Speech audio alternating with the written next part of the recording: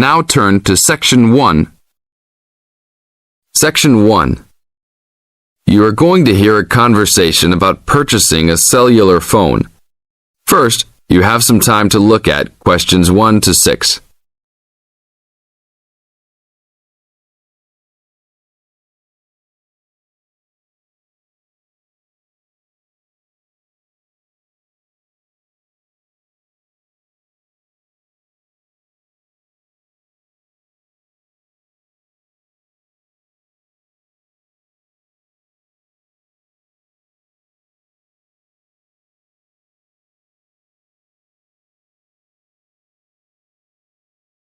Now listen to the tape and answer questions 1 to 6. Excuse me, can you give me some information about purchasing a cellular phone? Of course, my pleasure. We carry all sorts of phones, from the most basic phones to very sophisticated web-enabled phones. I will do my best to help you find a phone that suits your needs. Thanks. I'm looking for 2 cellular phones, one for me and one for my son. I think I won't need anything too sophisticated, just your basic phone functions. But maybe my son will like something with more functions. Sure, well, let's take a look. So you have no preferences at all? What about the size or colour? How about the brand? Well, I don't really care what brand the cell phone is, but I guess I don't want anything that's too big or too small. I want a phone that can fit nicely in my hand and in my pocket. If it's too big, it might be too heavy, and if it's too small, I might lose it. Colour, I don't really care about either. Well, I don't want a pink phone. Ah, okay, so let's look for something suitable for a working person. How about this one? This one is the R55. It is black, not too big, not too small, all the usual functions. The best feature of the R55 is that it can be used worldwide, even in Europe or Asia. It looks good. How much does it cost? It is only $100. If you sign up for a calling plan, then we will give you a $50 discount on the phone. How old is this model though? I don't want anything that's too old. This model was introduced into the market about 3 years ago, so it is a bit older, but be assured it will still work fine. Well, I think I still want something not as old. How about from last year? Any good phones from around that time? Yes, there are some. How about this one? It's the new model of the phone you just looked at, called the W55. Most of the features are the same. There are some new features on the W55 though. The battery will last up to 2 days longer, and the overall weight of the phone is lighter. How much is this one? This is selling for $150. If you purchase it along with a phone plan, then it will be only $100. Okay, I think I'll take this one. Now, I need to pick up a phone for my son. I think he'll want something more trendy, so how about a new model for him? Nothing too extravagant or expensive, though. This right here is the newest offering from the leading company in the cellular phone business. The phone is called the Rocket. It is well suited for teenage users. Among the teen-friendly features are 10 songs to choose from, a free messaging system that allows friends to send text to each other, and voice recognition dialing. The thing most younger users like about the Rocket is that it has a screen that changes colours. All this for only $100 with a purchase of a 1-year phone plan. Sounds like something my son will like. Can I sign us both up at once? Yes, of course. Both of you can share one plan. You will pay only $50 a month for both of you to share a plan. That's it? Only $50 a month? Yes, that's all. Now look at questions 7 to 10.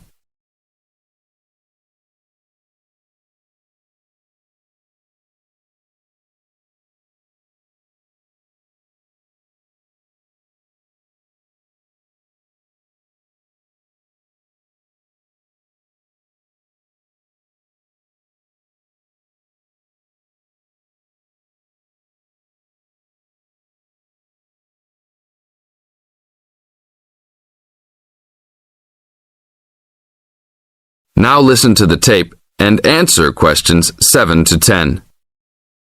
Okay, I will need your information. Name and address, please. Richard Derek Jones. What's your profession? I'm an engineer. Address, please. 322 First Street, San Francisco, California. And phone number, please. 621-360-7601. Oh, sorry, that's the wrong number. 621-360-7610. How many phones do you want activated onto your plan? 2 for now. Thank you very much.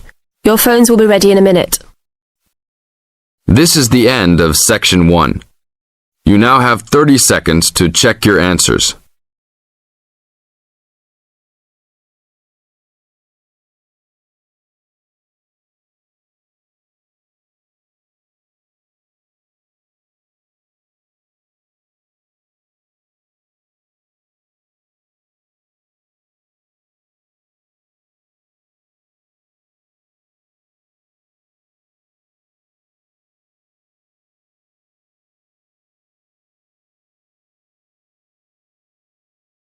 Now turn to Section 2. Section 2. You are going to hear an orientation talk. First, you have some time to look at questions 11 to 15.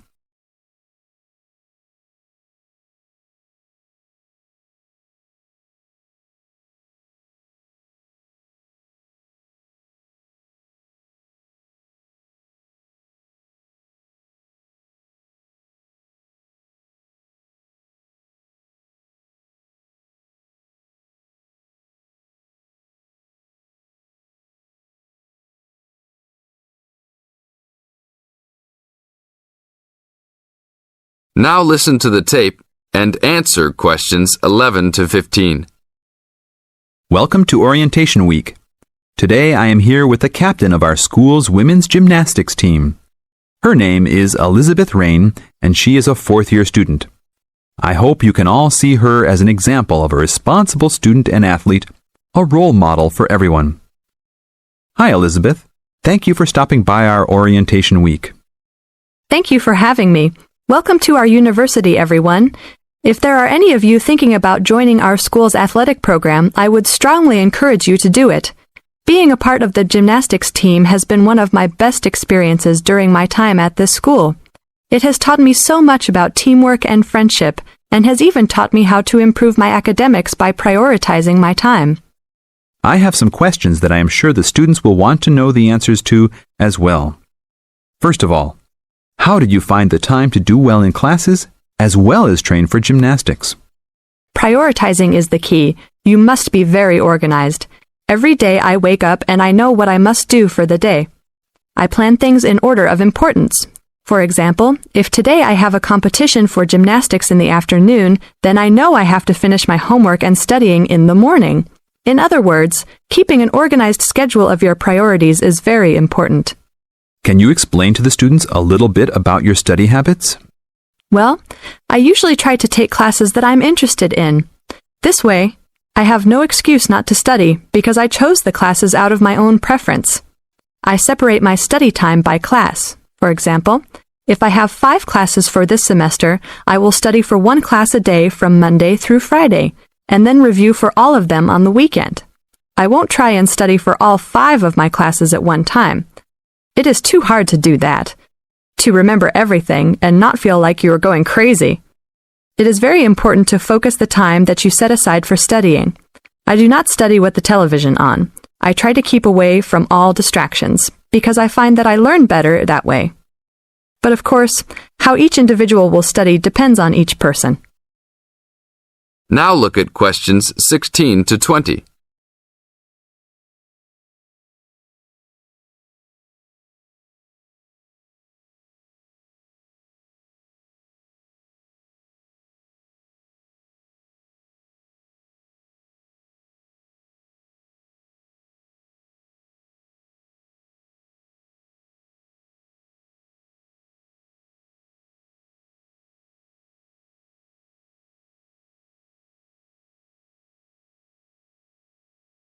Now listen to the tape and answer questions 16 to 20. That sounds like good advice. Let's talk a little bit about your gymnastics career. How long have you been doing this sport for, and what has been the best moment of your college participation? Well, I've been participating in gymnastics since I was a kid. My parents got me involved in the sport. The best moment. I would have to say that there is not one single instance that stands out in my mind as the best moment, but more of a whole experience. My first year in university was definitely one of the best years of my life. I met my best friends that year and really learned to grow up and be independent. Our team went to the national championships that year, and it was an incredible experience, so I would count the whole year as my best experience in college. How about the worst moment? It is true everyone goes through bad experiences. My worst experience would have to be the fall of last year when I broke my wrist. I was unable to participate in sports for the remainder of the year and had to learn how to write with my left hand. I guess when I look back at it, though, even though I wouldn't wish this to happen to anyone, this experience definitely made me stronger as a person. It taught me to look at life with a new perspective and to really value the friends and family that are important and close to me. Thanks for your time, Elizabeth. Do you have anything else you want to tell the new students? Just have a good time. Don't stress out too much, but be responsible for your actions. Work hard and play hard. That's my motto for life. This is the end of Section 2. You now have 30 seconds to check your answers.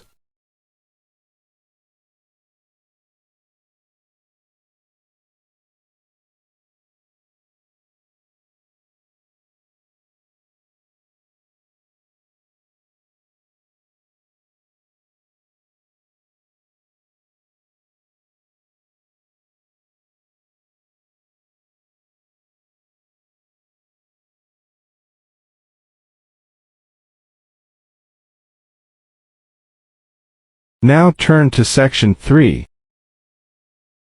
Section 3. Mr. Jackson, who feels that he is physically unfit, is consulting with his doctor about his health condition. Before you listen to their conversation, you have a chance to read questions 21 to 24.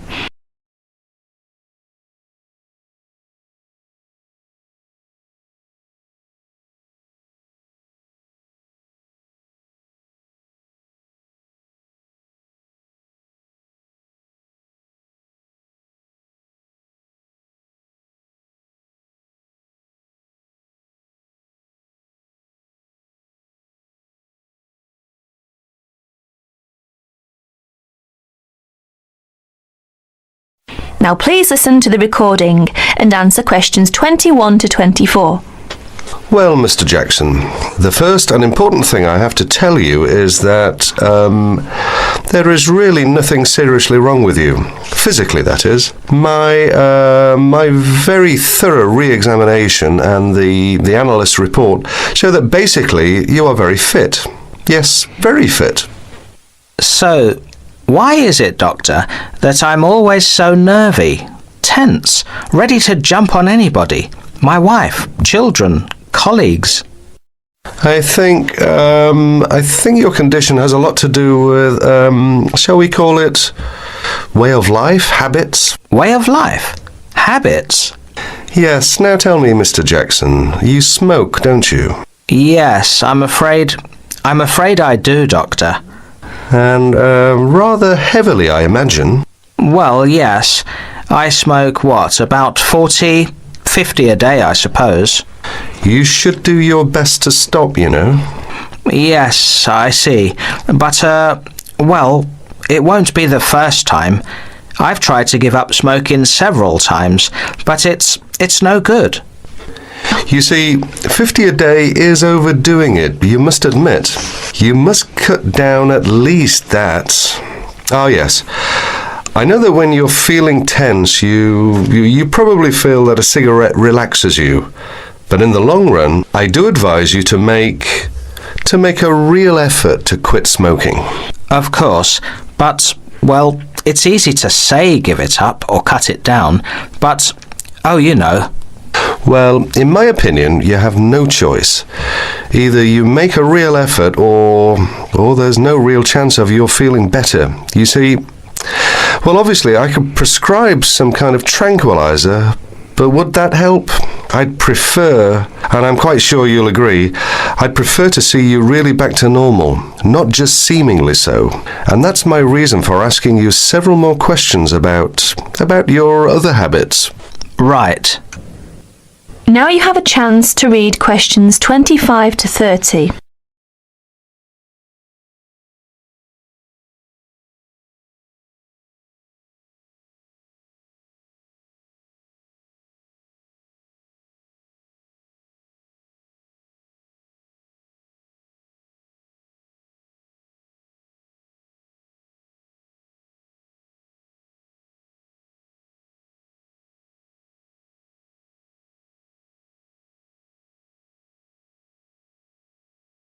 As you listen to more of their conversation, answer questions 25 to 30. Your eating habits, for example. What do you eat normally, during a normal day? Yes, well, I'm a good eater. Yes, I'd say I'm a good eater. Now let's see. Up at 8 in the morning, and my wife has a good breakfast ready. A good breakfast.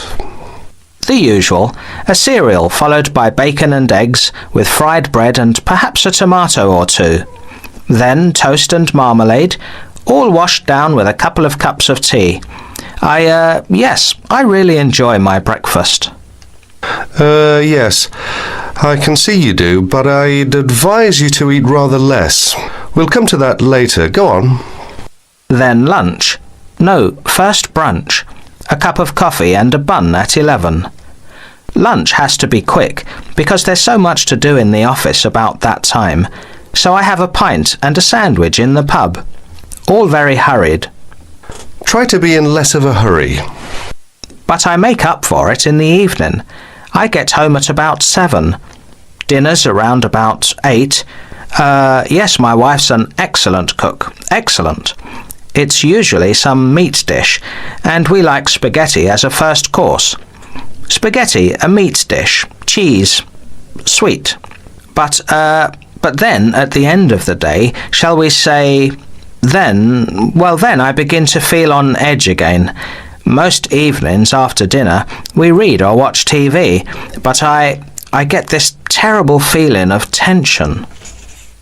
Well, I'm sorry to have to say this because you obviously enjoy your food, but I really do recommend that you eat less, and secondly, that you eat more healthily.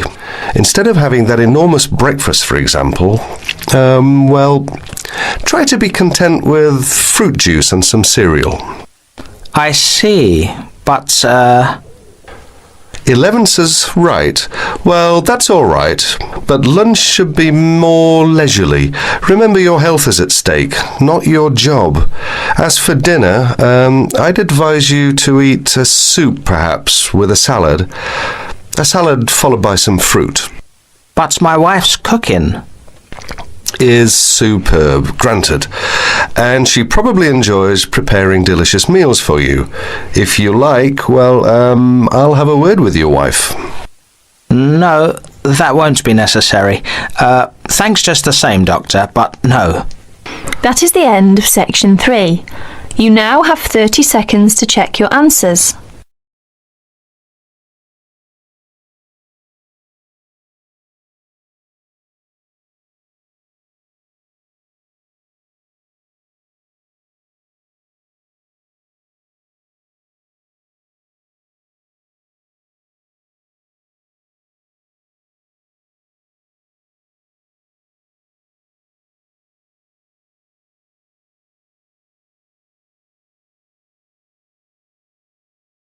Now turn to section 4.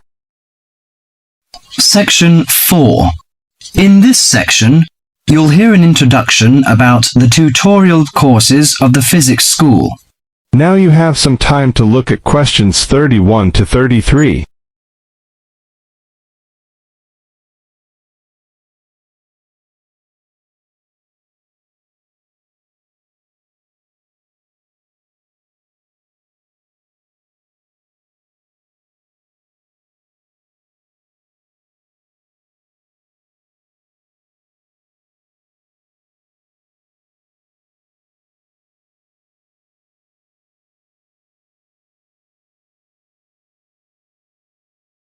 Now listen carefully and answer questions 31 to 33. Welcome to Orientation Week. This is the Physics School session. and we'll welcome Professor Smith, the head of the school, to introduce you to the tutorial system. Welcome, Professor Smith. Thank you. You may have noticed life at university is totally different from that of school. For you, tutorials are an important part of the teaching program. Tutors are the primary contact between undergraduate students and the school. A tutor is the student's personal tutor as well as their academic tutor. Tutorials for physics undergraduates consist of 6 students who meet each week with their tutor for at least 50 minutes. For radiographer students, tutorials will normally consist of a group of about 10 students who will meet fortnightly with their tutor for a period of at least 50 minutes. In the first semester, the tutorials are during weeks 1 to 11. For semester 2, they are during weeks 14 to 24. Everybody involved is expected to be present and on time, and the tutor will also be available in week 12 and 25 to discuss problems that arise during revision, but attendance by students is optional. First, you have some time to look at questions 30 to 40.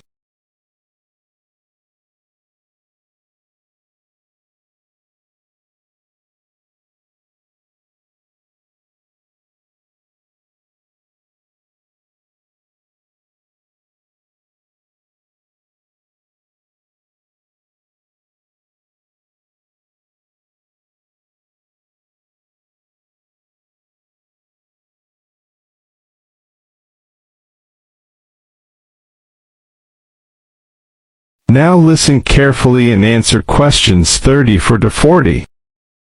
Now I'm going to introduce to you the stages and activities of the tutorials. The induction period is from week 1 to 3. I know that a significant minority of you experience culture shock during your first few months at university, and the important function of this stage is to identify students who are having difficulty integrating into the academic program. In particular, tutors should check your attendance of lectures, tutorials, laboratory sessions, and this sort of things. Tutors also help you tackle work in a systematic and effective manner. Stage 2 begins from the 4th week. Some tutorials of this period are to be devoted to discussion or going over the students' lecture notes, but approximately 50% of tutorial time is to be devoted to coursework. You should finish the weekly homework assignments of 2 hours duration with at least 50% involving written work. At least 8 homework assignments during the year should involve answering problems set on coursework. The written work collected by the tutor should be marked within a week of handing in, and generally the assignments should be graded. The 3rd stage starts from week 8 till the 10th. During this period, math and 4 core physics programs are included. The majority of tutorial time should be devoted to work which support the lecture programs and laboratory work. At least 60% of homework assignments should involve written work. The assignment may involve writing an account of or notes on a specified range of topics. The written work should also be marked and graded. Short oral presentations by students should be included. They are possibly on general physics topics or essays. The last week's personal development planning is a structured and supported process. The primary objective for PDP is to help you to become more independent and confident, self-directed learners, and encourage a positive attitude to learning throughout life. It is undertaken by yourselves to reflect upon their own learning, performance and achievement, and to plan for their personal, educational and career development. Finally, if without evidence of good reason you miss more than 2 sessions during a semester, or if the tutor is not satisfied with your progress, the matter must be immediately referred to the program director, who will normally issue formal warning, verbal and written. This will inform you that your place at university is under threat of withdrawal if no improvement is made. That is the end of section 4. You now have half a minute to check your answers.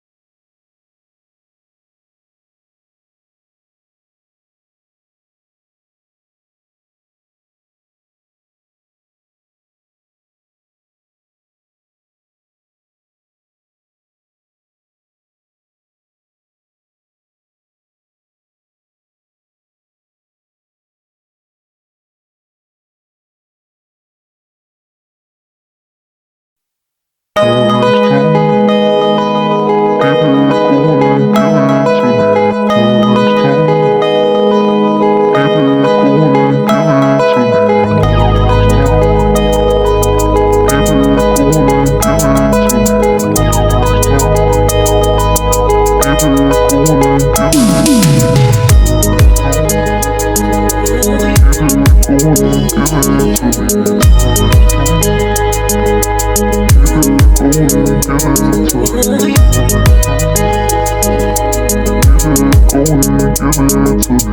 me.